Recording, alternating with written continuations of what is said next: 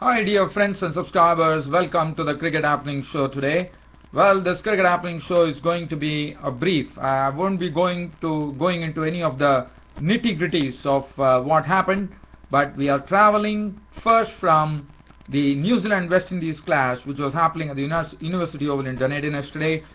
We are looking at the third day's play in that particular test match between New Zealand and West Indies, where New Zealand have an absolute stranglehold on the match because West Indies were bowled out for 213 and then they were in the second innings they were reduced to, they put up a much better show than in the first innings after conceding a 396 runs lead to New Zealand, and New Zealand actually forcing West Indies to follow on. Well, West Indies in their follow-on effort were really doing a better job than what they did in the first innings by having a score of 168 for 2 towards close of play. Well, I'll be talking about that, and then we will travel to Australia and the second Ashes Test match, which began yesterday with England giving Ben Stokes a debut and also Monty Bannister coming back into the fold for England. And well, England would be very, very happy with that effort, because this was the second test match. As I said, it was a feather bed of a pitch played at the Adelaide Oval, but England could have done much better than what the scoreline really suggests for Australia at 273 for 5 at close. But there were a lot of drop catches of the hapless bowlers, and Australia, they really were riding their lives there by putting on 273 for 5. I'm sure Australia won't be happy with that effort, but England would be absolutely buoyed with this effort, because on a feather bed of a pitch, if they have reduced Australia to 273 for 5, that's absolutely great work. And the scoreline would have been probably 300 odd runs or 275 odd runs for probably 8 wickets, but unfortunately that didn't happen. But definitely one has to give credit to England to have bowled so well and induced the edges and snicks from the Australian batsmen. Well, from here, and the final destination will be South Africa. Well, right now the match is underway here in the first of the one-day international series, which is being played between India and South Africa at the new Wanderers Stadium in Johannesburg. And well, I would say South Africa absolutely caning the Indian bowling on this particular pitch by putting on 358 for 4 with Quinton de Kock. As you know, he made a maiden century against Pakistan, and once again Quinton de Kock coming to the fore here and making his first ever century against India. And what a player Quinton de Kock is turning out to be. It was a wonderful effort from Quinton de Kock, in fact, and after that AB de Villiers and JP Duminy absolutely murdered the Indian bowling, especially JP Duminy, where 6s and 4s reigned at the ground, but JP Duminy smashing unbeaten 59 runs of 29 balls with 2 4s and 5 6s. And in fact, there was a point of time when South Africa added 105 runs in just 7.4 overs, with AB de Villiers going on to make 77 of 47 balls with 6 4s and 4 6s. JP Duminy unbeaten 59 of 29 balls with 2 4s and 5 6s being hit, and South Africa finishing on a very, very commanding total of 358 for 4 of their 50 overs. Well, India in their effort here have already lost their wicket. Shikhar Dhawan was looking good, but he has been sent back to the pavilion with the very first ball that Maury Morkel bowled, which actually bounced on him. He went for the hook shot, the ball took the top edge. Quinton de Kock, the keeper, ran in and took the catch, and Shikhar Dhawan, after looking so good, after cracking 3 boundaries, and all the boundaries were hit very crisply and smoothly, but he was gone 12 of 13 balls with 3 4s. The current update coming in as of now, at the end of the Cricket Happening Show, again I will give you a live update. Right now the score reads 18 for 1, and the 8th over, Dale Steyn is absolutely on the money. Look at the bowling figures that Dale Steyn has: 4 overs, 2 maidens, none for 5, absolutely on the money. Maury Morkel, the wicket taker. Satsobi has been a bit costly. In fact, Dhawan has been going after him. Virat Kohli is not out on 2, Rohit Sharma is not out on 3, and I'll come back to that later. But as I said, everything is going to be in a very, very short way. So first, let's head on to the match on the third day as to what happened between New Zealand and West Indies on the third day at the University Oval in Dunedin. Well, West Indies, as I said,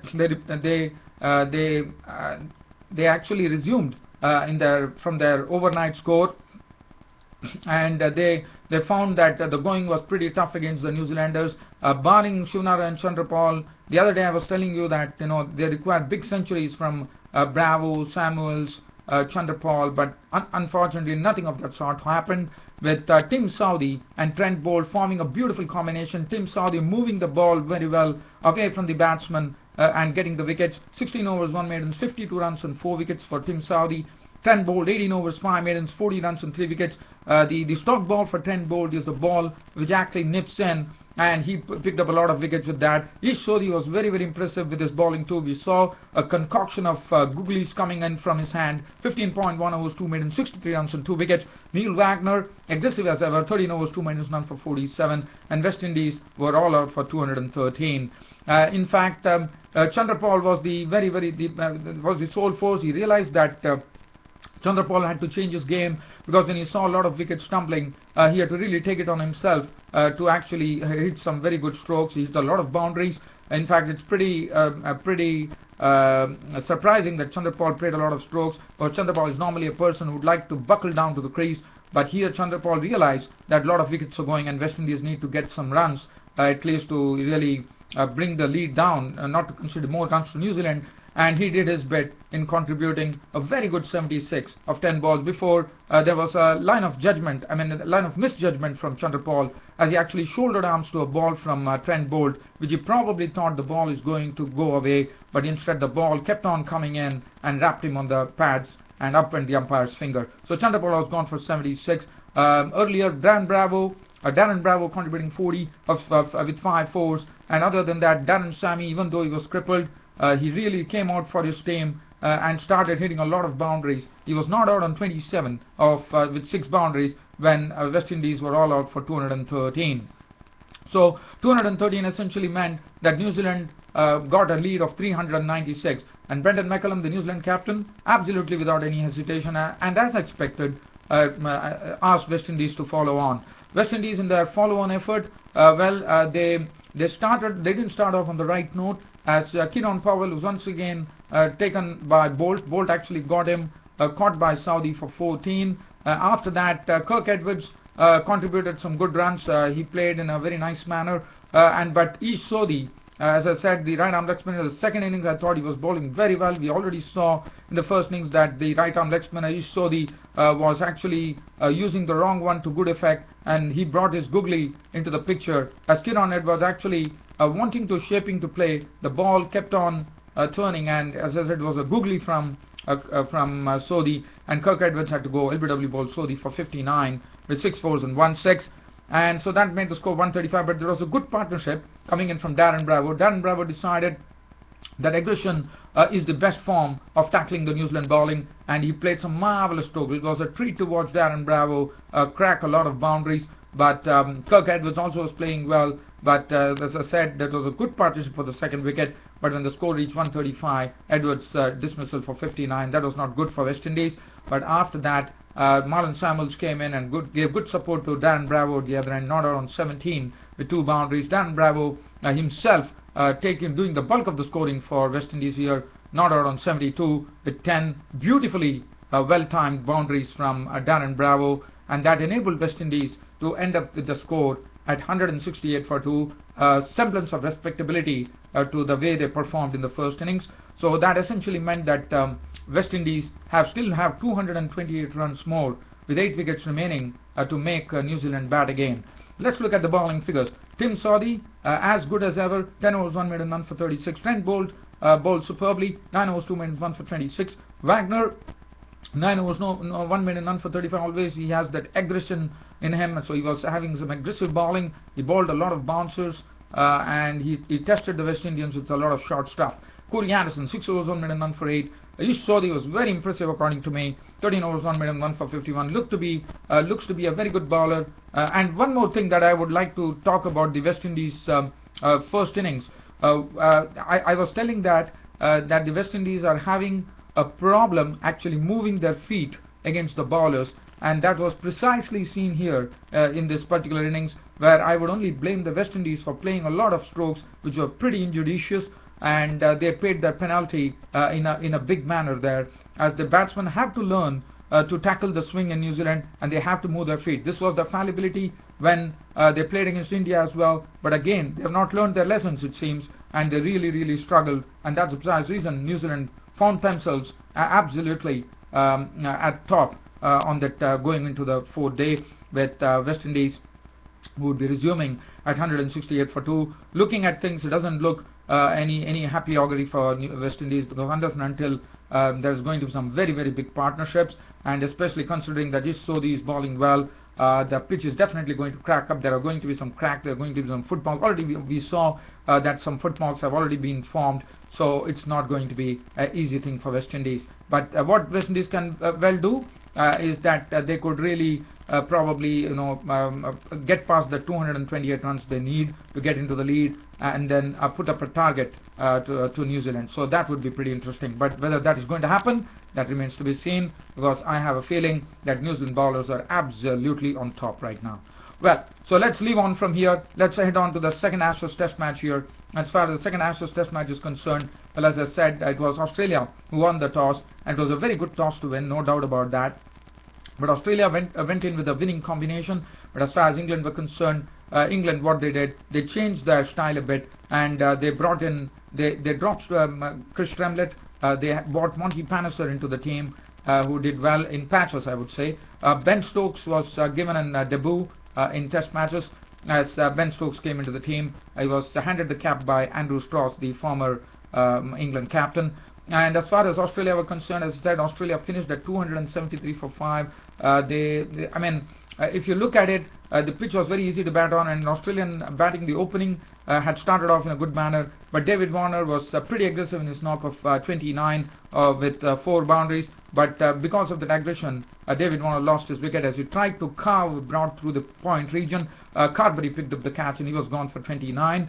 After that, Chris Rogers, well, he played in his own sedate way, and he looked a bit scratchy, but slowly started getting a bit of confidence, I would say, in the company of Shane Watson, and that was a partnership which was looking good, and was looking good. In fact, there was a time when Australia were doing very well, where Shane Watson and Chris Rogers had taken the score on to 155. So basically they had put a 121 run partnership. Things were looking good, and then there was a mini collapse from the Australian batsman, as Chris Rogers was the first to go, caught by Pryor of the bowling of Graham Swan. In fact, it was Watson who was first to go. He was caught and bowled by Anderson for 51 with 6 fours and 1 6, and Chris Rogers contributing 72 with 11 fours, which was hit very well. He was square on the offside. He was pretty strong there. He hit a lot of boundaries there, and there was a mini collapse as from 155 for 2 when Watson fell. The same score Chris Rogers fell, and then Steve Smith, Monty Palliser, after coming, got his first wicket. As it was not a very good ball, but I thought Stephen Smith was a bit, it was not a good stroke from Stephen Smith at all. It was clean ball by Palliser for 6, and the score read 174 for 4. And then it took George Bailey along with the captain Michael Clarke to really stay the crease. And what was good to see was Bailey decided that it's better for him to attack the spinners. He was combining his defense, which was interspersed with some aggressive hitting, a nice use of the feet, and hitting it beautifully into the over the stands for a 6. And in fact, he hit Monty Palliser for 2 6s. And as I said, when George Bailey plays the spinners, it's absolutely sweet music, because when he hits it, he strikes it very cleanly and crisply, and that's what was precisely seen yesterday at Adelaide Oval. And Bailey and Michael Clarke, the Australian captain, who was really playing a lot more responsibility. As you know, Michael Clarke has tons of runs at the Adelaide Oval, but yesterday it was because he saw that the team was not doing well.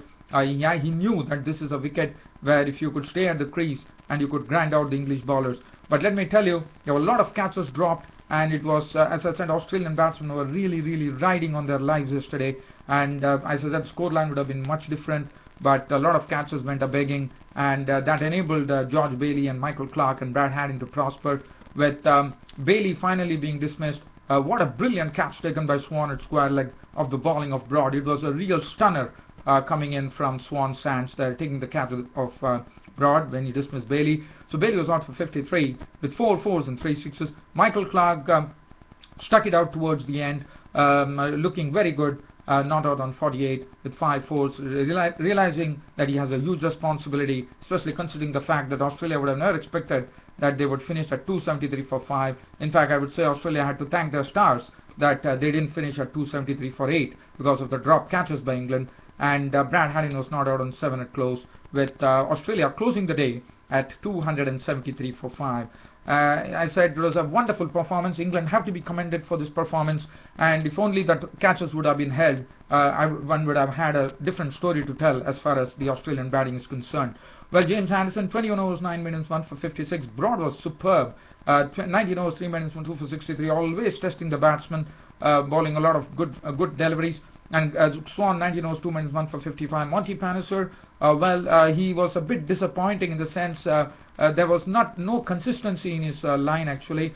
Sometimes he used to bowl rank bad balls, sometimes he used to bowl beautiful balls, and he bowled 24 overs, 4 minutes, 1 for 68. Ben Stokes on his debut and his bowling effort, 8 overs, 2 minutes, none for 26. So Australia 273 for 5 would resume on the second day at the Adelaide Oval.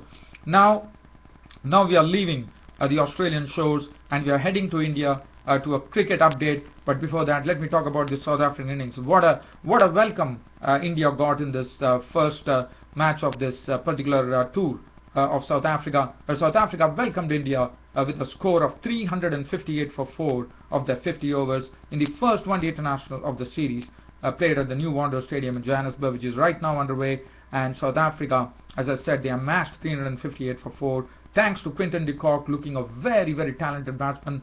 And South Africa, the tone was set by this opening partnership between Hashim Amla and Quinton de Kock, who really in the initial stages I thought the Indian bowlers, even though they won the toss, they were really keeping runs on check. But later on, Hashim Amla and Quinton de Kock realized that there's nothing in the pitch and they can really go after the bowlers.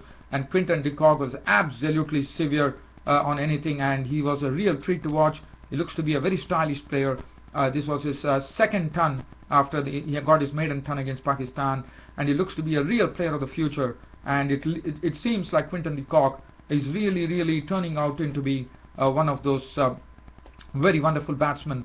And what is more important is that he's going to take the opening slot, and the way he played, absolute aggression, 135 runs of 121 deliveries, 18 fours and 3 sixes. What was good to see about Quinton de Kock, it was not only the seamers that he negotiated, he also negotiated the spin pretty well. He played Ashwin in a very nice match, good use of the feet, and also against Ravindra Jadeja used his feet very well.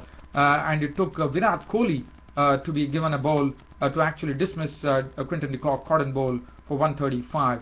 Hashim Amla, his contribution was 65 of 88 balls with 5 fours and 1 6. He played his customary strokes there. Callis contributed 10 of 14 balls with 2 fours. After that, as I said, it was absolute mayhem, absolute murder from the South African bowlers, because if you look at the score, 247 for 3 in the 42nd over, thanks to those wonderful hits, and as I said, 4s and 6s reigned at the New Wanderers Stadium in Johannesburg, as A.B. de Villiers and J.P. Duminy absolutely murdered the Indian bowling attack, with Duminy collecting an unbeaten. In fact, they put 105 runs in 7.4 overs to take the South African score to 358 for 4 of 50 overs. De Villiers contributing 77 with all his cheeky strokes that he plays of just 47 deliveries, 6 fours and 4 sixes. And Duminy was absolutely extra strong in that effort of an unbeaten 59 of just 29 balls with 2 fours and 5 sixes. All length balls and slower balls were absolutely deposited into the stands. And finally, South Africa had a massive score. Massive score on the board of 358 for 4. And what a welcome they gave India.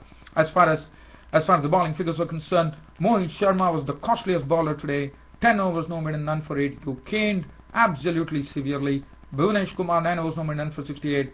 As far as Mohammad Shami was concerned, he was the most successful bowler, and I also thought he bowled superbly, even though his figures don't suggest. 10 overs, 1 maiden, 3 for 68 for Mohammad Shami. Ashwin 10 overs, went for 58. Jadeja bowled 8 overs for 58. Suresh Raina 1 over for 7 runs. Virat Kohli 2 overs, no maiden, runs for 15, dismissing the most dangerous Quinton de Kock. As far as India were concerned, India in their reply currently, just giving you a cricket update before I end the cricket happening show. I've already spoken about Shikhar Dhawan, who was out for 12. Right now, India are 41 for 4 in the 12th over. Rohit Sharma is not out on 8 with 1 boundary of 32 deliveries. Virat Kohli is not out on 19 of 23 balls with 3 fours. So Virat Kohli is looking in good nick. and that is something that India would like to take it further. Dale Steyn, as I said, bowled superbly. 5 overs, 2 minutes, none for 15. So Tsobe has been off the mark today. 2 overs has gone for 12 runs. Mone Morkel, the wicket taker, 3.2 overs, 1 minute, 9 runs, 1 wicket. Right now he's bowling. And Ryan McLaren bowled 1 over for 5 runs. Well, dear fans, friends, subscribers, with this cricket update, I think India is going to find it pretty tough to usurp this target. But I think we have an interesting tussle ahead. Right now, South Africa absolutely on top, with India on 41 for 1 in the 12th over, chasing 359 to win the first match.